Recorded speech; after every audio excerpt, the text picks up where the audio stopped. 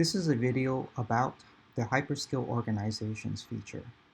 To access this feature, you can log in at id.simonsites.com.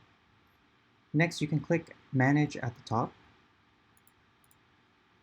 From here, you can manage an existing organization or create a new organization.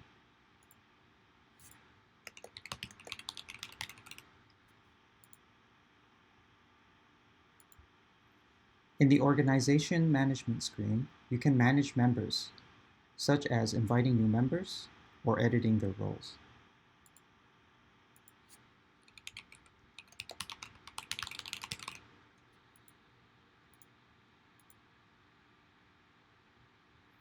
Next, in the Simulation screen, you can add and remove simulations in which members of your organization will have access to.